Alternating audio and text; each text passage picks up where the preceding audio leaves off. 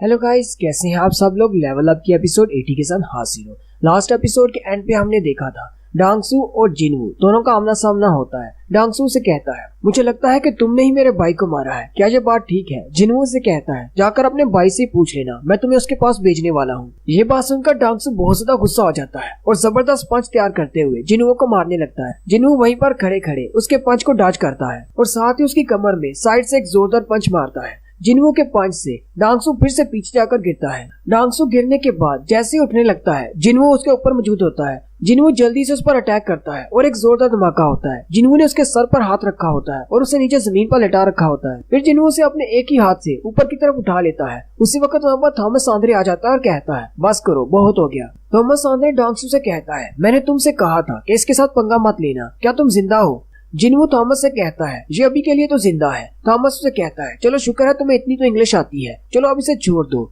अगर तुम इसे अभी छोड़ देते हो तो मैं ये सब कुछ भूल जाऊंगा और सब कुछ नॉर्मल हो जाएगा। जिनवू थॉमस आंद्रे से कहता है, और अगर मैं इसे नहीं छोड़ता तो।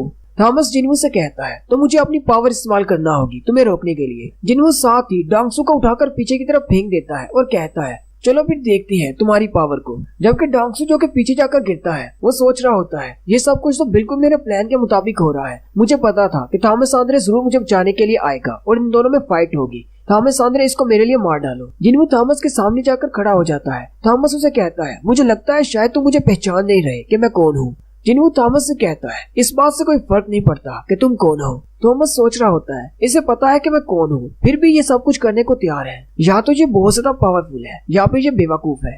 और यहीं पर थॉमस आंद्रे की स्टोरी बताई जाती है कि थॉमस आंद्रे एक बहुत ही गरीब फैमिली से था, जहाँ पर इसे बहुत ज्यादा अपोनेंट्स का सामना था। थॉमस के पास अपना कुछ भी नहीं था। फिर एक दिन अचानक वो एक हंटर बन गया और उसके पास पावर्स आ गई। और थॉमस को जो स्पेशल एबिलिटी मिली वो इसकी स्ट्रेंथ थी। थॉमस के पास ऐसी स्ट्रेंथ थी जिससे वो एस रैंक के हंटर्स को भी दबाकर रख सकता था। थॉमस ने अपनी जिंदगी में न सिर्फ डंजन में मॉन्स्टर्स को मारा है, बल्कि बहुत सारे इंसानों के साथ भी फाइट की और उसे अपनी स्ट्रेंथ का पता चला कि वो कितना ज्यादा स्ट्रॉन्ग है। नेशन लेवल का हंटर बनने के बाद थॉमस के पास सब कुछ आ गया। सबसे पहले उसके पास स्ट्रेंथ थी, फिर फोर्स, फिर अथॉरिटी और पैसा।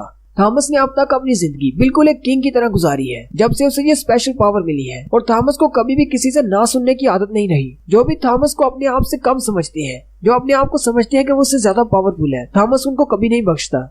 उसने अपने सालों के एक्सपीरियंस से यही सीखा है कि अगर कोई उसके सामने नहीं झुकता तो उसे झुका दो, वो भी अपनी पावर से। साथ ही थॉमस अपना पंच बना लेता है और जिनवू से कहता है, अब मरने के बाद मुझे मत ब्लेम करना। उसी वक्त बाहर का सीन दिखाते हैं। उसी फैक्ट्री के बाहर हंटर एसोसिएशन की टीम भी आ जाती है, जबकि स्कैवेंजर गिल्ड के सारे हंटर्स भी बाहर मौजूद होते हैं। और वो सारे जैसे ही अंदर जाने लगते हैं, सामने फैक्ट्री की दीवार टूटती है और एक जोरदार ब्लास्ट होता है और कोई चीज उनके पास आकर गिरती है। ये देखकर वो सारे बहुत ज्यादा घबरा जाते हैं, लेकिन जैसे ही धुआं हटता है वो थॉमस होता है। वो सारे हंटर्स थॉमस से कहते हैं, क्या तुम ठीक हो। थॉमस उनसे कहता है, यहीं पर रुको। जिनवू भी इस फैक्ट्री से बाहर निकल आता है और इग्रिस से कहता है, काइजल के साथ जाओ और जिनवू को किसी करीबी हॉस्पिटल लेकर जाओ, चाहे कुछ भी हो जाए, इसकी जान जरूर बचनी चाहिए।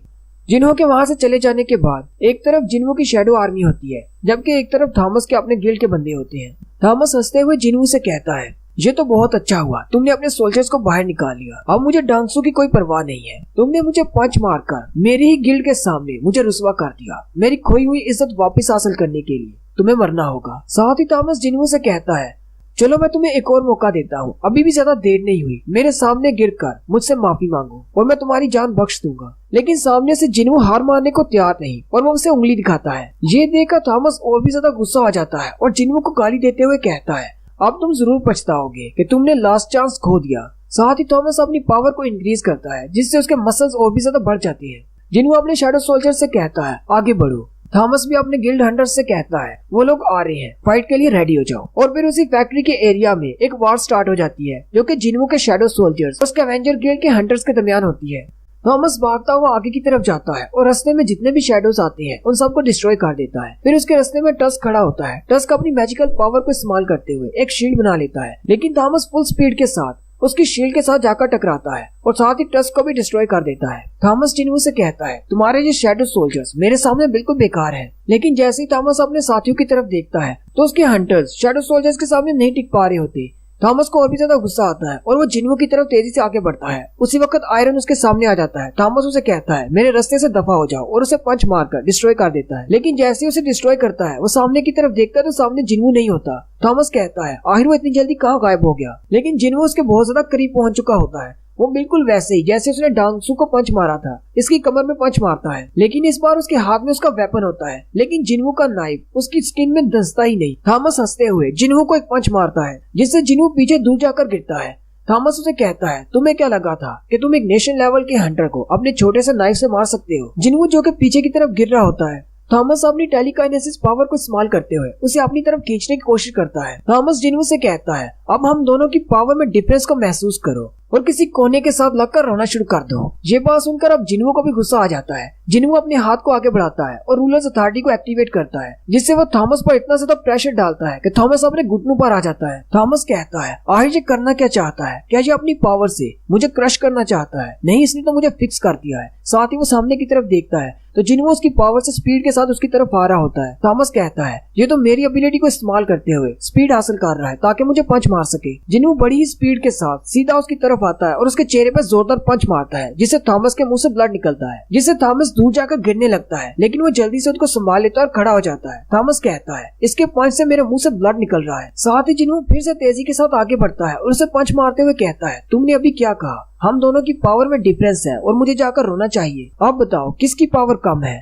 थॉमस जिन्वू से कहता है चलो ठीक है, मैं तुम्हें अंडर एस्टिमेट नहीं करता, मैं भी तुम्हें अपनी फुल स्ट्रेंथ दिखाता हूँ। और साथ ही वो रीइंफोर्समेंट कहता है यानी कि वो अपनी बॉडी को ट्रांसफॉर्म करने वाला है। नेक्स्ट सीन रोड का होता है। हंटर एसोसिएशन वाले एडम वाइट अपने बहुत सारे सिपाहियों के साथ फाइटिंग एरिया की तरफ आ रहे होते हैं। ड्राइवर एडम से कहता है अब मुझे बताओ यहाँ पर क्या हो रहा है, हम लोग कहाँ पर जा रहे हैं? एडम उसे कहता है जल्दी चलाओ, हम लोग का इतना टाइम नहीं है कि तुम्हें एक्सप्लेन किया जा सके। ड्राइवर उसे कहता है आहिश यहाँ पर हो क्या रहा है, मुझे तो बताओ। एडम उसे कहता है क्योंकि तुम एक हंटर नहीं हो इसलिए तुम सेंस नहीं कर सकते सामने क्या चल रहा है।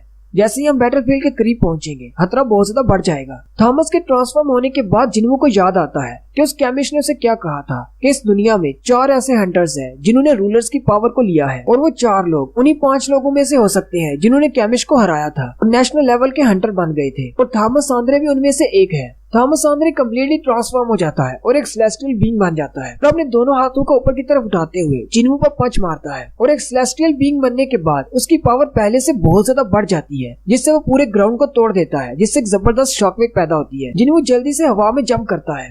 थॉमस आंद्रे ऊपर की तरफ अपना हाथ उठाता है और दोबारा से अपने टेलीकाइनेसिस मूव को इस्तेमाल करता है, लेकिन इस बार उसकी स्ट्रेंथ बहुत ज्यादा है और वो हर चीज को अपने अंदर खींच रहा होता है। थॉमस के अपने हंटर्स तो वहाँ से साइड पे हट जाते हैं जबकि जिन्वू के शैडो सोल्जर्स थॉमस की पावर के अंदर खींचे चले जाते हैं। जिन्वू ऊपर जाकर एक दीवार पर चिपक जाता है और अपनी रूलर्स अथॉरिटी को इस्तेमाल कर रहा होता है। जिन्वू कहता है इसकी खींचने की पावर तो बहुत ज्यादा है, ये तो बिल्कुल एक छोटे ब्लैक होल की तरह है, मैं भी इसके अंदर खींचा चला जाता अगर मैं रूलर्स अथॉरिटी को इस्तेमाल न कर रहा होता। थोड़ी देर के बाद जब थॉमस अपनी पावर को खत्म करता है तो वहाँ पर पूरी की पूरी फैक्ट्री तबाह हो चुकी होती है। जिन्वू ऊपर एक लोहे के टूटे हुए टुकड़े पर बैठा होता है। थॉमस उसे कहता है इस बार मैं मिस नहीं करूंगा। स्कैवेंजर गिल्ड के हंटर्स अपने घायल साथियों को उठाकर बाहर ले जा रहे होते हैं और कहते हैं मास्टर से जितना दूर जा सकते हैं वहाँ पर जाना चाहिए, यहाँ पर खतरा बहुत ज्यादा बढ़ चुका है। थॉमस एक जबरदस्त स्टैंस लेते हुए नीचे की तरफ जेट प्रपोजन इस्तेमाल करते हुए ऊपर की तरफ स्पीड से जाता है, लेकिन जैसे ही वो जिन्वू के पास पहुंचता है जिन्वू उसके सर पर अपना पाँव रखता है और ऊपर की तरफ जंप करता है। थॉमस फिर से अपने कैप्चर मूव को इस्तेमाल करता है, वही ब्लैक होल वाला मूव।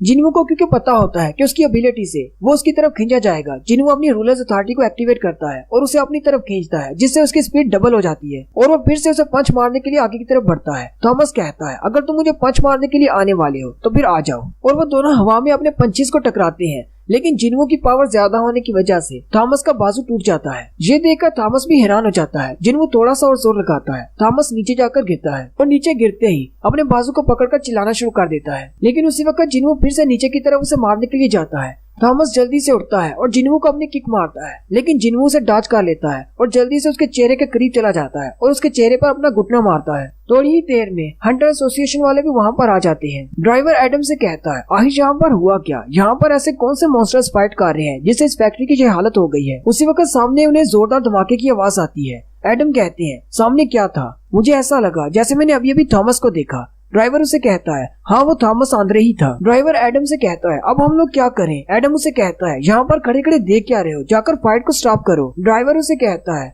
अब इन दोनों मॉन्स्टर्स की फाइट को स्टॉप करने की हिम्मत किसमें है। एडम उसे कहता है जरा सामने की तरफ देखो, अगर हमने इन दोनों को नहीं रोका तो जिन्वू थॉमस आंद्रे को मार डालेगा।